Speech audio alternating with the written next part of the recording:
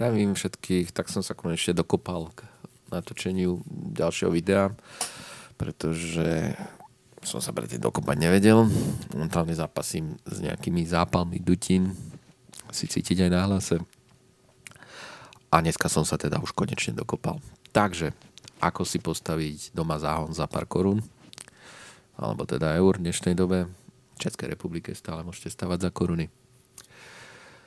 Začnem touto fotografiou. Toto je záhon vyvýšený, ktorý som spravil zo pár paliet, čo som našiel za budov a obuchal som ich tatranským profilom. Opäť odpad, čo mi zostal po stavbe budy. Túto fotku ukazujem však hlavne preto, ak si všimnete, v pravej časti je vyvýšený záhon, ktorý má asi 10 cm na výšku, opäť spravený z nejakých foršní, ktoré mi zostali, neviem už čoho, asi tiež zo stavby budy, tak som ich takto hodil na zem. Malo to asi 3x2 metre.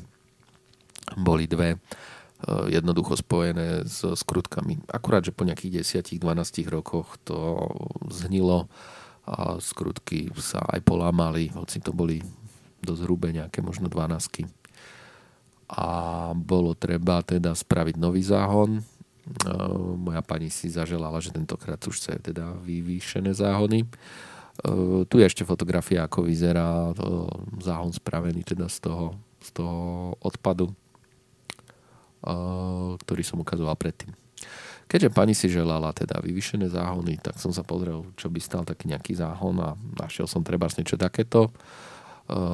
Rozmery v poriadku, akorát, že ona chcela 3 a to je 3x117 eur. To sme skoro na 360 eurách, najmä tomu s dopravou, a to je pomerne dosť. Takže som využil svoje kontakty. Jeden z mojich zákazníkov je Píla, kde boli takí zlatí a dobrí, a rovno z napílených dosiek, ktoré vychádzali na export, mi časť z nich predali za veľmi peknú cenu, čiže mňa materiál na 3 záhony vyšiel okolo 70 eur. Výstavbu som začal tým, že som odkopal časť zeme, kde som vytvoril takéto lôžko z týchto dlažobných kociek z dôvodu, že som nechcel, aby drevo ležalo na zemi a tým pádom trošku oddialím jeho odhnívanie. Pod dlažbu som dával ešte trošku piesku, aby to bolo rovné, všetko bolo teda vo vodováhe. Takto vyzeral vlastne prvý záhon, ktorý bol hotový.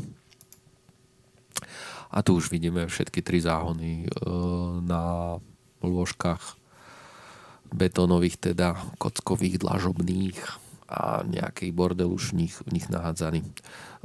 Záhony som samozrejme obil znútra s bublinkovou fóliou a pohádzal tam nejakú zem, čo mi daroval sused a čo som aj našiel ešte na záhrade.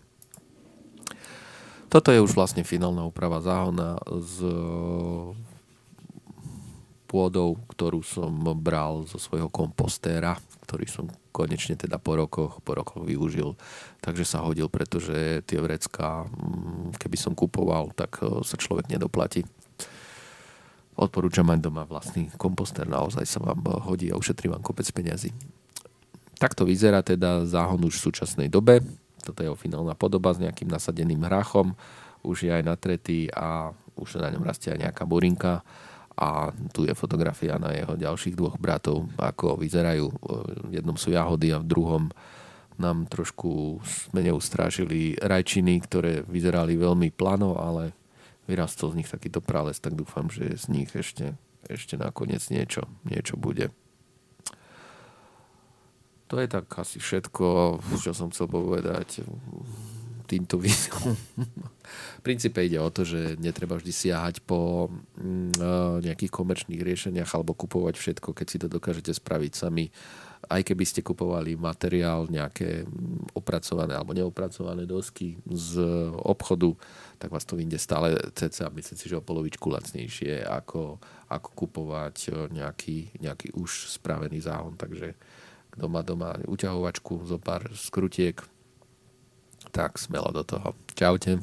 Because they in love with a monster. In love with a monster. In love with a monster. In love with a monster. In love with a monster. In love with a monster. In love with a monster. Monster. In love with a monster. In love with a monster. Yo, check it out, see now. Mama raised a man, jump and find out firsthand. Murder your clan with a diversion, that's the plan. Mama raised a man, jump and find out firsthand. Murder your clan with a diversion, that's the plan. I can't understand why you try to come up with lies by the way you react. Maybe it's to hide the fact that when you act, you got us attracting in a vibe by two.